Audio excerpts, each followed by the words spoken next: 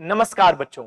तो SSC CGL exam अब sir पे ही खड़ा है, यानी अब कुछ ही दिनों में वो एग्जाम हो भी जाएगा। लेकिन ये वीडियो उन बच्चों के लिए तो है ही जो एसएससी सीजीएल अब फेस करने वाले हैं, लेकिन साथ साथ ऐसे बच्चे जिनने नेक्स्ट ईयर या उसके बाद भी सीजीएल को ऑप्शन बनाया है, उनके पास समय है, उनके लिए भी ये वीडियो बहुत महत्वपूर्ण होगी। क्योंकि सीजीएल हो या एसएससी का कोई भी एग्जाम हो जिसमें जीएस है, तो जीएस आज के समय में बच्चों को सबसे ज्यादा परेशान करने वाला विषय बना हुआ है।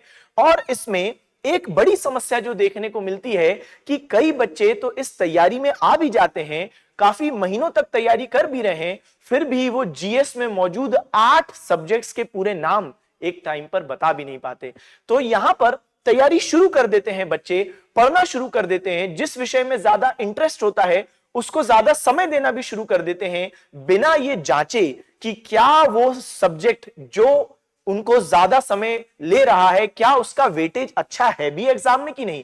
तो आज इस वीडियो के माध्यम से हम इस परेशानी को भी सॉल्व कर देंगे, प्लस जो इंपॉर्टेंट सब्जेक्ट्स हैं उनमें कितना वेटेज और कौन से टॉपिक्स हैं जहां से आपको पढ़ना चाहिए, उन बच्चों को भी जिनके लिए बस अब कुछ दिनों में एसएससी सीजीएल है उनको भी पता चल जाएगा, और जिनके पास समय है उनको भी पता चलेगा कि उनको क्या करना चाहिए। चलिए, तो सबसे पहली बात, वो 8 सब्जेक्ट्स जीएस में कौन से हैं। इसमें history, polity, geography, economy, science, ये 5 के अलावा करंट अफेयर्स, स्टैटिक जीके और कंप्यूटर।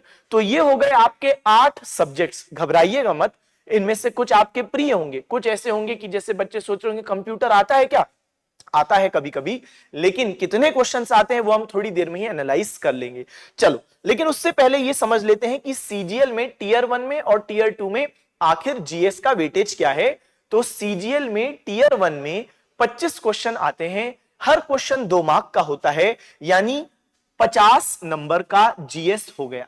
फिर इसके अलावा सीजीएल का टीयर 2 देखें, अगेन 25 क्वेश्चन है, लेकिन यहां पे टीयर 2 में हर क्वेश्चन 3 मार्क्स का होता है, यानी 75 मार्क्स यहां पर हमको देखने को मिलते हैं जीएस के लिए। यानी टोटल बात करें 50 टीयर 1, 75 टीयर 2, तो 125 नंबर की आपकी एसएससी सीजीएल में आने वाली जीएस की टोटल मार्क्स है, 125। चलो, अब हम सीधे बात करते हैं सबसे मुख्य चीज में, क्योंकि इसी के आधार पर आप अपने बचे हुए दिनों में प्लान आउट कर सकते हैं कि कौन से सब्जेक्ट पर ज्यादा ध्यान देना है और उन सब्जेक्ट्स के अंदर कौन से टॉपिक पर ज्यादा ध्यान देना है, ताकि बचे हुए दिनों में जितना हम प्रयास कर सकें कुछ नंबर एक्स्ट्रा लाने का वो ले पाएं, ताकि वो जो कुछ नंबर से हमारा पेपर जीएस की वजह से रुकने की संभावना है हम वो संभावना खत्म कर दें। और अब देखें, सबसे पहले स्टैटिक जीके आप नोटिस करोगे 25%, ये लास्ट 3 इयर्स के जो एसएससी सीजीएल में जो पेपर हुए उसके आधार पर ये एनालिसिस बनाया है। सबसे पहले स्टैटिक जीके की बात करें तो 25% क्वेश्चन इसके आ रहे हैं। ठीक है, अब आपको मालूम है टीयर 1 में बच्चे 25 क्वेश्चन ही हैं टोटल जीएस के, और मैं आपको बता रहा हूं कि लगभग 25% क्वेश्चन स्टैटिक जीके के हैं। अभी मैं आपको क्वेश्चन का स्प्लिट भी दिखाऊंगा, एक बार पहले परसेंटेज में समझ लें। अच्छा, फिर आप देखें करंट अफेयर्स 20%, हिस्ट्री 20%, यानी टॉप 3 हो गए ये। तो टॉप 3 में सबसे ज्यादा स्टैटिक जीके और फिर करंट अफेयर्स, हिस्ट्री।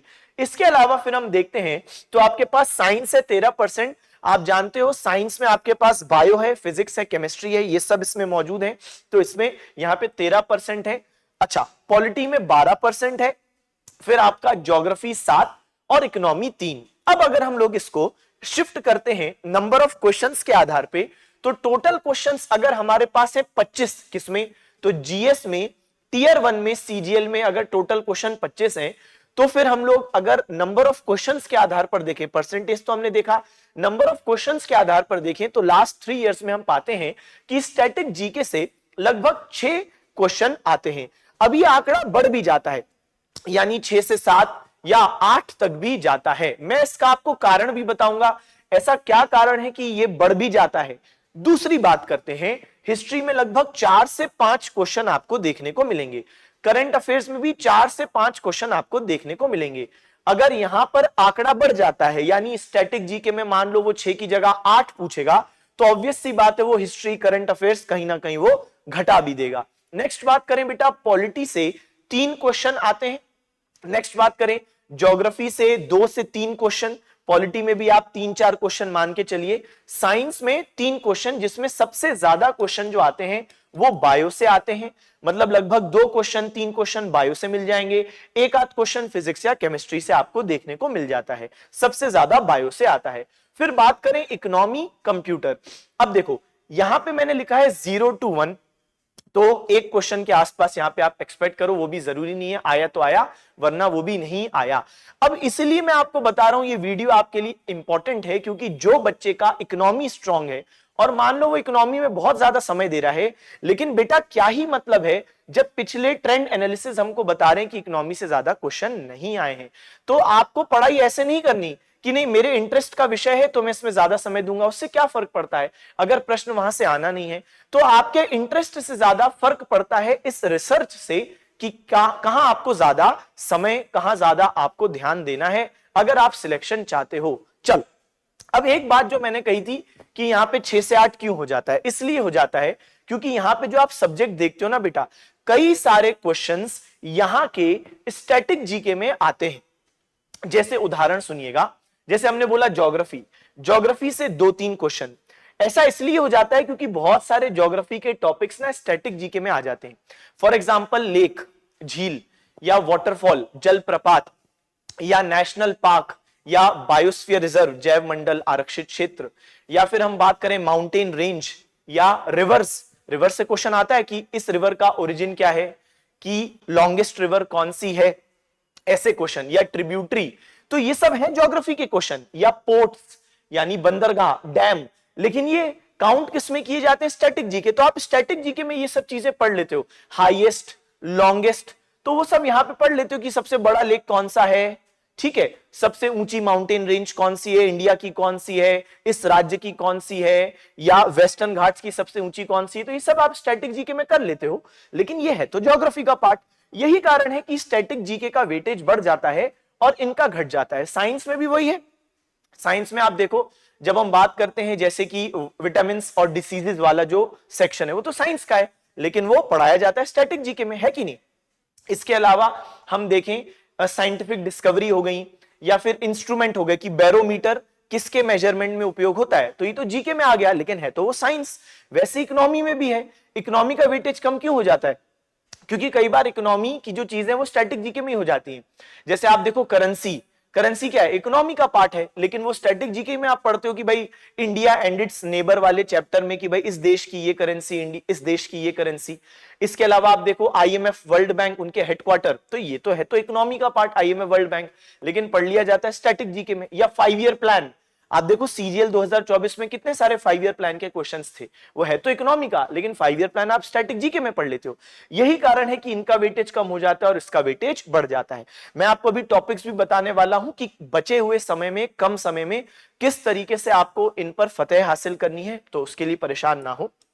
चल सबसे पहले हम लोग बात करते हैं स्टैटिक जीके की। आप बोलोगे कि सर इतने सारे टॉपिक लिख दिए, ये कुछ भी नहीं लिखा है। आप जानते हो स्टैटिक जीके में अगर मैं टॉपिक्स लिखने पे आ जाऊं कि टोटल नंबर ऑफ टॉपिक्स, तो मुझे ऐसी 3 स्लाइड लगेंगी, 3, 2 भी नहीं 3 स्लाइड पूरी भर भर के।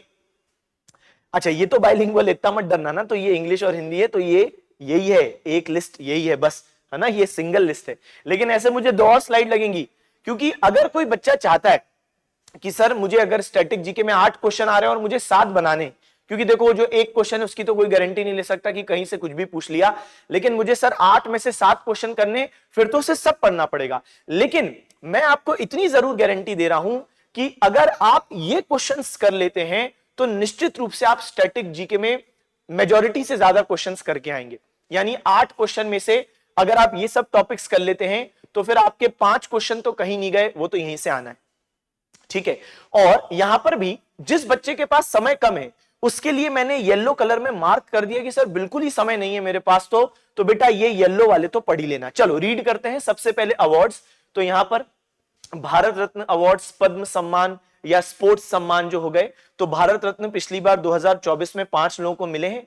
इस साल तो अभी तक किसी को अनाउंस नहीं हुआ है, लेकिन आपके लिए ओवरऑल 53 भारत रत्न जो सम्मान मिले हैं, उनमें से रिसेंट वाले, इनिशियल वाले, या फर्स्ट स्पोर्ट्स पर्सन कौन है, फर्स्ट कौन है सिंगर जिसको मिला, ये सब आ जाता है। फिर बात करें पद्म सम्मान, पद्म विभूषण पर बिल्कुल फोकस रखिएगा, टोटल नंबर ऑफ पद्म सम्मान कितने उस पर फोकस रखिएगा। फिर देखें स्पोर्ट्स के जो अवार्ड्स हो गए आपके, द्रोणाचार्य हो गए, अर्जुना सम्मान हो गया, विटामिन्स और डिसीजेज, यहां से क्वेश्चन आना तय ही तय है, इसलिए मैंने इसको येलो कलर में हाईलाइट भी किया है। तो आप साइंस में काउंट कर लो या स्टैटिक जीके में कर लो, कहीं पर भी कर लो, मगर करके जाना। यहां पे पूछ लेता है कि भाई इस विटामिन को साइंटिफिक नेम क्या है, या ये किस विटामिन का दूसरा नेम है, या कौन सा डिसीज हो जाता है इस विटामिन की कमी से, या कौन सा बॉडी पार्ट अफेक्ट हो जाता है अगर ये वाला डिसीज हो जाए, तो कौन सा बॉडी पार्ट अफेक्ट हो जाता है ये वाले विटामिन की कमी हो। तो ये सारी चीजें आपको यहां पे करनी है, ठीक है। बुक्स एंड ऑथर्स, तो स्टैटिक जीके में बुक्स एंड ऑथर्स देख रहे हैं, आगे करंट अफेयर्स में भी डिस्कस करेंगे। तो स्टैटिक जीके के बुक्स एंड ऑथर्स का मतलब है कि जैसे प्राचीन भारत की किताबें हो गई, कालिदास साहब की किताब हो गई, या फिर हम बात करें रामायण किसने लिखी है, महाभारत किसने लिखी है, या फिर हम देखें पंचतंत्र किसने लिखी है, बृहद संहिता किसने लिखी है, महाभाष्य किसने लिखी है ना, तो मृच्छकटिकम किसने लिखी है, मुद्रा राक्षस किसने लिखी है, तो ये सब बातें यहाँ पे बुक्स एंड ऑथर्स। तो यहाँ पर आप एंशियंट, मिडिवल, मॉडर्न हिस्ट्री के संबंध में स्टैटिक जीके में बुक्स मान लो। फिर नेबरिंग कंट्रीज, उनका कैपिटल, करेंसी, उनका स्पोर्ट्स, नेशनल स्पोर्ट्स कौन सा है, उनका नेशनल एनिमल कौन सा है, वहां से क्लासिकल डांस, क्लासिकल म्यूजिक, मतलब बेहद बेहद इंपॉर्टेंट। आप मान के चलो कि अगर आपने क्लासिकल डांस, क्लासिकल म्यूजिक और साथ में ये फोक डांस कर लिया, तो आपके 2 क्वेश्चन तो यहीं से ही आ जाते हैं स्टैटिक जीके के अंदर।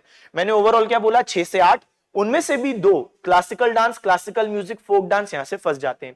क्लासिकल म्यूजिक में आप देखो सीजीएल 2024 में कितने सारे क्वेश्चन आए कि भाई बिस्मिल्लाह खान साहब किससे संबंधित है, अलाउद्दीन खान साहब, अमजद अली खान साहब पर सीजीएल में 2 बार क्वेश्चन आया 2024 में कि अमजद अली खान साहब कौन सा म्यूजिकल इंस्ट्रूमेंट बजाते हैं, आता है, ठीक है। फिर पंडित रविशंकर साहब, शिव कुमार शर्मा जी, तो इनके नाम, इनके म्यूजिकल इंस्ट्रूमेंट, इनका घराना या इनको जो अवार्ड्स मिले हैं, तो वो आपको यहां पर करने हैं। फिर रिवर्स और लेक्स जो मैं बता रहा था आपको, ये है ज्योग्राफी का, लेकिन पूछा यहां जाता है। रिवर्स खास तौर पे अच्छे से करके जाना, ओरिजिन पॉइंट क्या है रिवर्स का, ट्रिब्यूटरीज कौन सी हैं, लेंथ किसकी ज्यादा है किसकी कम है, किसी रिवर पर कोई important dam. Census 2011 most most most important, आप सीजीएल 2024 उठा के देखना, और आपको सेंसस के पूरे शिफ्ट की अगर मैं बात करूं बेटा, और कुछ नहीं तो 10 से 12 क्वेश्चन सेंसस 2011 से सिर्फ आए, 10 से 12 क्वेश्चन सारे शिफ्ट को मिला के बोल रहा हूं, जितनी भी शिफ्ट 2024 में हुई ना, 10 से 11 क्वेश्चन आपको सेंसस के दिख जाएंगे, इतना इंपॉर्टेंट है। अच्छी बात यह है कि अभी नया सेंसस नहीं हुआ है, तो आपके लिए परेशानी नहीं होगी कि भाई नया वाला हो गया तो उसका भी डेटा याद करो, पुराने वाले का भी याद करो, तो अभी तो 2011 का ही है। चलो, हमने क्लास में करा भी हुआ है सेंसस 2011 अच्छे से। फिर बात करें बेटा फोक डांस, तो जो क्षेत्रीय नृत्य होते हैं वो, फेस्टिवल्स पर भी क्वेश्चन आता है कि तेलुगु नववर्ष को क्या बोलते हैं, बंगाली नववर्ष को क्या बोलते हैं, तो ये सब जो क्वेश्चन होते हैं न्यू ईयर वाले, या बिहू किस राज्य का फेस्टिवल है। चलो आगे बढ़े, स्पोर्ट्स। स्पोर्ट्स में आपको स्टैटिक में क्या देखना है, ट्रॉफीज हो गई कि कौन सी ट्रॉफी किस खेल से संबंधित है। टर्मिनोलॉजी पर बहुत सारे क्वेश्चन आते हैं कि एक आपको टर्म दे देगा और बोल देगा बताओ ये कौन से स्पोर्ट्स से संबंधित है, ठीक है। और फिर पर्सनैलिटीज की फलाना फलाना पर्सनैलिटी का एक नाम आ जाएगा और निम्नलिखित ऑप्शंस में से ये किस खेल से संबंधित है। नेक्स्ट 5 ईयर प्लान्स की गरीबी हटाओ किस 5 ईयर प्लान का है, महालनोबिस मॉडल पर बेस्ड कौन सा 5 ईयर प्लान है। मिलिट्री एक्सरसाइज आपको करनी पड़ेंगी, तो जो 1 ईयर में हुई आप इसको करंट में भी देखोगे, तो करंट अफेयर्स के दृष्टिकोण से देख लो, 1 ईयर की आपको मिलिट्री एक्सरसाइज करनी पड़ेंगी। मॉन्यूमेंट्स एंड टेम्पल्स की इंडिया के बहुत ही फेमस टेम्पल्स हैं कि पद्मनाभ स्वामी टेम्पल हो गया, कौन से स्टेट में मौजूद है। इसके अलावा आप देखो मॉन्यूमेंट जैसे यूनेस्को वर्ल्ड हेरिटेज साइट हो गई ना, कि भाई ये वाली यूनेस्को वर्ल्ड हेरिटेज साइट कौन से साल यूनेस्को ने इसको लिस्ट में शामिल किया था, या राज्य कौन सा है जहां पे वो मौजूद है। तो ये सब आपको स्टैटिक जीके में करना है, समय कम है तो जो येलो कलर वाले हैं वो तो कर ही लो, तो उससे आपको 8 क्वेश्चन अगर आ गए स्टैटिक में तो 5 तो बन ही जाएंगे। नेक्स्ट बात करते हैं बच्चे यहाँ पे हिस्ट्री, क्योंकि आपने देखा स्टैटिक जीके के बाद सबसे ज्यादा वेटेज हिस्ट्री और करंट अफेयर्स में हमने बोला। करंट अफेयर्स पे भी अभी मैं आऊंगा, अभी जल्दबाजी मत करना, करंट अफेयर्स की तैयारी कैसे करनी उस पर भी बात करेंगे। सबसे पहले आ जाओ हिस्ट्री। तो हिस्ट्री में बेटा वैसे तो ये सारे टॉपिक है, सिंधु घाटी सभ्यता, बौद्ध धर्म, जैन धर्म, मौर्य साम्राज्य, कुषाण, पुष्यभूति, चालुक्य, पाल आता है। पाल पर देखो कितने सारे क्वेश्चन पूछे 2024 में कि कौन है संस्थापक पाल वंश का, गोपाल। फिर कौन सी यूनिवर्सिटी विक्रमशिला किसने स्थापित की, धर्मपाल, आए हैं क्वेश्चन। फिर सिंधु घाटी सभ्यता में बता रहा था, बहुत सारे क्वेश्चन आए कि कहां से ग्रेट बात मिला है, ये सब चीजें। मौर्य वंश बहुत फेवरेट है, खासतौर पे उनका प्रशासन, प्रशासन पर क्वेश्चन आ जाता है कि एडमिनिस्ट्रेशन में कौन क्या संभाल रहा था। एक टर्म आ जाएगा कि बताओ भाई राजूकास ये किससे संबंधित है, या फिर सीता अध्यक्ष क्या संभालता था, वो सब चीजें यहां पे आती हैं, ठीक है। इसके अलावा कुषाण में गांधार कला पूछ लिया था। फाउंडर ऑफ डायनेस्टीज पढ़ना पड़ेगा, तमाम प्रकार की प्राचीन और मध्य भारत में कौन कौन सी डायनेस्टीज हैं और उनके फाउंडर, और साथ साथ उनका कैपिटल क्या है। Systems of Delhi sultans and Mughal, system मतलब इक्ता व्यवस्था किसने शुरू की, दाग और चेहरा किसने शुरू किया, किसने हटाया, मुगल्स में मनसबदारी किसने शुरू की, तो ये व्यवस्थाएं। आईने दहसाला किसने शुरू किया, किसने जजिया रीइंपोज किया, तो ये सिस्टम्स की बात है। विजयनगर साम्राज्य, महत्वपूर्ण युद्ध चंदावर का युद्ध, तराइन का युद्ध, तलीकोटा का युद्ध, प्लासी का युद्ध, तो ये होगा important battles. Socio religious reform से बिल्कुल आता है कि सती उन्मूलन अधिनियम किस समाज सुधारक के प्रयासों की वजह से पास हुआ, विधवा पुनर्विवाह अधिनियम किस समाज सुधारक के प्रयासों से वजह से पास हुई, या कोई संगठन स्थापित किया हो, परमहंस मंडली किसने स्थापित कर दी, या फिर और भी बहुत सारे संगठन है, तत्वबोधिनी सभा किसने की, यंग बंगाल मूवमेंट किसका है। फिर नेशनल मूवमेंट, तो यहां पर हम देखते हैं जो इंपॉर्टेंट आपकी मूवमेंट्स हैं, जैसे असहयोग आंदोलन नॉन कॉपरेशन मूवमेंट बोलते हैं, सविनय अवज्ञा सिविल डिसोबीडियंस, क्विट इंडिया भारत छोड़ो आंदोलन। Viceroy and governor generals में आपको देखना है कि जो मुख्य मुख्य इवेंट हुए कि जलियांवाला बाग ये किस वाइस रॉय के कार्यकाल में देखने को मिला, या फिर क्विट इंडिया मूवमेंट किसके टाइम पर हुई है, या सती उन्मूलन अधिनियम किसके टाइम पर हुआ, तो vernacular press act arms act किसके टाइम पर आई, कांग्रेस का गठन जब हुआ तो कौन था गवर्नर जनरल, ये सब चीजें यहां पे आपको करनी है। समय कम है तो येलो कलर में हाईलाइटेड है बेटा, मौर्य साम्राज्य, राजवंशों के संस्थापक, महत्वपूर्ण युद्ध, सामाजिक धार्मिक, इनको अच्छे से करके जाना, ठीक है। चलो आगे बात करें तो समसामयिक घटनाओं यानी करंट अफेयर्स पर आए। देखो सबसे पहली बात, मैं आपको लिस्ट तो बता ही दूंगा, लेकिन एक चीज बच्चे ध्यान रखना कि करंट अफेयर्स को ना जिनके पास समय है, जो ऐसे बच्चे हैं जो नेक्स्ट ईयर या उसके बाद टारगेट कर रहे हैं, करंट अफेयर्स आप अभी से मत पढ़िएगा। डेली करंट अफेयर्स जो देखने की आदत है उसको प्लीज छोड़िए, मैं बताता हूं क्यों। देखो करंट अफेयर्स ना करंट रहा नहीं है, खास तौर पे सीजीएल में हमने पिछले साल भी देखा कि पूछा 2024 में, लेकिन पूछा कब का, 2020 और 21 का। ऐसी स्थिति में क्या होता है कि आप तैयारी करोगे तो करोगे किसकी, भाई व्यक्ति 1-1.5 साल की करता है, किसी के पास ज्यादा समय 2 साल की कर ले, 3-4 साल पुराने करंट अफेयर्स कहां से कोई बच्चा पढ़ेगा। तो पढ़ भी लेगा, मान लो उसने इतना समय भी दे दिया, तो क्या गारंटी है कि जो उसने चीज पढ़ी वहां से आई जाए, क्योंकि कई क्वेश्चन बहुत इन डेप्थ भी आए करंट अफेयर्स में। ऐसे में अनसर्टेनिटी बहुत ज्यादा है, कोई गारंटी नहीं है कि आपसे बन ही जाएगा, और इतना पुराना करंट अफेयर पढ़ने में समय भी बहुत जाएगा, उतने समय में हम कोई दूसरा महत्वपूर्ण विषय पढ़ सकते हैं। तो क्या सर क्या कहना चाहते हैं आप, क्या करंट अफेयर्स पूरा छोड़ना है, ऐसा नहीं बोला मैंने। आप ये करो कि आप 6 मंथली जो वीडियोस आती हैं या ईयरली जो वीडियोस आती हैं जिसमें मुख्य मुख्य क्वेश्चन होते हैं ना, वो आपको देखनी है वीडियोस। दृष्टि एसएससी की भी मैगजीन्स आती हैं, आप वो मैगजीन पढ़ लो। ईयरली मैगजीन आती है ना जो ईयरली पूरे साल भर की, वो पढ़ लो। 6 मंथली वाली पढ़ लो और 1.5 साल का करंट अफेयर करके जाओ, बस सिर्फ 1.5 साल करंट अफेयर्स का क्वेश्चन आएगा, 1.5 साल वाले में आपसे बन जाएगा, अच्छी बात है। उससे पुराना जाने की जरूरत नहीं है, तो उतना बेनिफिट नहीं है जितना हम समय निवेश कर रहे हैं।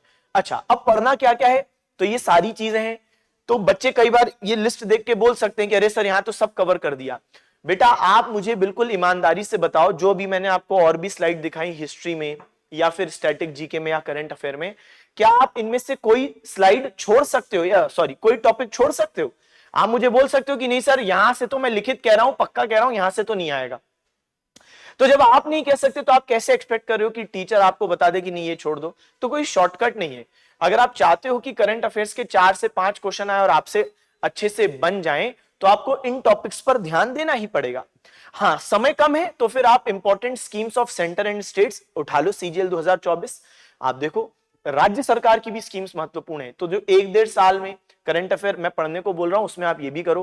कैबिनेट मिनिस्टर्स, सीएम, गवर्नर, आप देखो कितने सारे क्वेश्चन आए हैं सीजीएल 2024 में कि फलाना फलाना राज्य का गवर्नर कौन है, या ये व्यक्ति किस राज्य के गवर्नर है, यूनियन टेरिटरी पुदुचेरी के कौन वो हैं, सीएम कौन है, आते हैं क्वेश्चन। तो ये आपको करंट में जब आप पेपर दे रहे हो उस टाइम पे कौन कैबिनेट मिनिस्टर, सीएम, गवर्नर करना है। इंपॉर्टेंट अवार्ड्स किसी को मिले हैं, तो आप इसको स्टैटिक में भी देख लो, करंट में भी देख लो कि भाई हाल ही में किसी को पद्म सम्मान मिला है, या किसी को कालिदास सम्मान मिला है, किसी को तानसेन सम्मान मिला है वो। फिर बुक्स एंड ऑथर्स की जो बात करते हैं करंट अफेयर्स वाली है, यानी 1-1.5 साल में एक हमने स्टैटिक जीके में बुक्स एंड ऑथर्स की बात की थी कि वो प्राचीन भारत या मध्यकालीन भारत, यहां पे वो नहीं है। ये क्या है बुक्स एंड ऑथर्स, 1-1.5 साल में जो किताबें लिखी गई, इनमें भी आप भारतीय ऑथर्स पर ज्यादा फोकस करेंगे, इंटरनेशनल पर कम। फिर स्पोर्ट्स में ग्रैंड स्लैम, फीफा, आईसीसी जो टूर्नामेंट्स होते हैं, चेस, ओलंपिक्स, तो यहां पे क्या हुआ टूर्नामेंट्स में, कौन विजेता, और फिर हम देखें कौन हारा, कौन रनर अप रहा, कोई विशेष कोई रिकॉर्ड क्रिएट कर दिया गया क्या भाई, तो वो भी आपको दिमाग में रखना है। चलो, इंटरनेशनल समिट्स हो गए कि भाई ब्रिक्स का सम्मेलन कहां पर हुआ हाल ही में, या आशियान का सम्मेलन कहां हुआ, या नाटो की मीटिंग कहां पर हुई, वगैरह वगैरह। शांघाई कोऑपरेशन ऑर्गेनाइजेशन है, और भी संगठन है उनसे संबंधित, ठीक है। या क्वाड हो गया। अपॉइंटमेंट्स की बात करें कि कौन चीफ इकोनॉमिक एडवाइजर है, कौन नेशनल सिक्योरिटी एडवाइजर है, कौन प्रिंसिपल सेक्रेटरी, आ गया था ना क्वेश्चन कि भाई कौन चीफ इकोनॉमिक एडवाइजर है, आ गया था 2024 में, आप देखो तो आ जाता है इंपॉर्टेंट अपॉइंटमेंट्स कौन कौन से हुए हैं, ठीक है। तो ये हो गई बात जो कि आपको दिमाग में रखनी है। चलो अगला देखो बच्चे, पॉलिटी में आए। देखो आप पॉलिटी में बस लक्ष्मीकांत का जो इंडेक्स वाला सेक्शन है जहां पे आपको सारे टॉपिक्स मिलते हैं वो उठाना, और फिर मैंने जो टॉपिक्स लिखे हैं वो उठाना। पहली नजर में ये लगेगा कि अरे इतना सब कुछ है, अरे कुछ नहीं है, बहुत सारी चीजें नहीं लिखी हैं, और जो लिखी है उनमें से भी कुछ को येलो मार्क किया है कि अगर बहुत ही समय कम है, बिल्कुल आप देने ही वाले हो सीजीएल, तब तो ये जो येलो वाले वो कम से कम करके जाना। देखो पॉलिटी में इंपॉर्टेंट आर्टिकल्स हो गए, शेड्यूल्स हो गए, अनुसूचियां हो गई, कॉन्स्टिट्यूशनल अमेंडमेंट्स खास तौर पे जो 99 से लेकर 106 तक हैं वो। फिर प्रियम्बल प्रस्तावना से क्वेश्चन आते हैं बहुत बार कि भाई जब कब अमेंड किया था, कौन से शब्द जोड़े थे, फिर प्रियम्बल के लिए किसने क्या कहा, के एम मुंशी ने क्या कहा, ठाकुरदास भार्गव ने क्या कहा। फंडामेंटल राइट से बहुत क्वेश्चन आते हैं। डीपीएसपी फंडामेंटल ड्यूटीज आप उठा तो लो, आप उठा लो। आपको हर एक सीजीएल 2024 की हर एक शिफ्ट में अगर डीपीएसपी फंडामेंटल ड्यूटी से एक क्वेश्चन नहीं मिले तो बताओ, ऑलमोस्ट सभी शिफ्ट में एक क्वेश्चन डीपीएसपी फंडामेंटल ड्यूटी से है ही। प्रेसिडेंट गवर्नर, मतलब इन दोनों में से कोई एक टॉपिक से पूछा ही है। प्रेसिडेंट गवर्नर, ठीक है, सुप्रीम कोर्ट, सर्वोच्च न्यायालय, इमरजेंसी के प्रावधान कितनी बार लगी, किन आधार पर, फिर कितने समय का, मतलब कितने समय में अप्रूवल पार्लियामेंट से लेना पड़ता है, वो सब। पंचायतों के आर्टिकल हो गए कि 243A किससे रिलेटेड है, एम किससे रिलेटेड है, वो सब चीजें, और कौन सा संविधान संशोधन अधिनियम था। फिर बलवंत राय कमेटी, अशोक मेहता कमेटी, किसने क्या रिकमेंड किया। कंट्रोलर एंड ऑडिटर जनरल का आर्टिकल हो गया, अटॉर्नी जनरल का आर्टिकल हो गया। करंट में कौन है, वेंकट रमानी जी हैं, तो वो तो करंट से संबंधित अपॉइंटमेंट में आ गया। यूपीएससी के मेंबर्स को कौन अपॉइंट करता है, कितने साल का टेन्योर होता है। इलेक्शन कमीशन वैसे भी बहुत ट्रेंड में चल रहा है भाई, तो इलेक्शन कमीशन वैसे भी फेवरेट है कि कब स्थापित हुआ था। फिर हम देखें कब मल्टी मेंबर बॉडी बना। फिर करंट में कौन है जो इलेक्शन कमिश्नर ऑफ इंडिया है, तो ये आपका करंट भी हो गया, और साथ साथ इनके प्रावधान आर्टिकल 324 वो सब बातें भी यहाँ पे शामिल हो गई। चलो अब हम बात करते हैं कंप्यूटर की, क्योंकि कंप्यूटर ऐसी चीज नहीं है कि जो बहुत ही ज्यादा आपको डेप्थ में पढ़नी है, 0 to 1 क्वेश्चंस की प्रोबेबिलिटी है। तो मैं आपको कुछ टॉपिक बता दे रहा हूं, उससे बाहर मत जाइएगा, तो अगर कंप्यूटर का क्वेश्चन आता है आपको यहां से बन जाएगा। तो देखो सबसे पहले बेसिक्स ऑफ कंप्यूटर की भाई क्या होता है, एनालॉग कंप्यूटर, डिजिटल, हाइब्रिड क्या होता है। फिर इनपुट डिवाइसेस, आउटपुट डिवाइसेस, सबसे फेमस है कि प्लॉटर किस प्रकार की डिवाइस है, माउस किस प्रकार की डिवाइस है, मॉनिटर क्या इनपुट आउटपुट है, तो ये पूछा जाता है। जनरेशंस ऑफ कंप्यूटर यहाँ पे है 1st to 5th जनरेशन। फिर ऑपरेटिंग सिस्टम के बारे में कि ऑपरेटिंग सिस्टम क्या होता है, इनमें से दिए गए ऑप्शन में से कौन सा ऑपरेटिंग सिस्टम है, कौन सा सर्च इंजन है। सॉफ्टवेयर वर्सेस हार्डवेयर की कौन सा सॉफ्टवेयर है, कौन सा हार्डवेयर है, बेसिक बेसिक बातें। मेमोरी में रैम क्या होता है, रोम क्या होता है, फुल फॉर्म ही पूछ लेता, अभी भी फुल फॉर्म ही चल रहा है, इतने साल हो गए।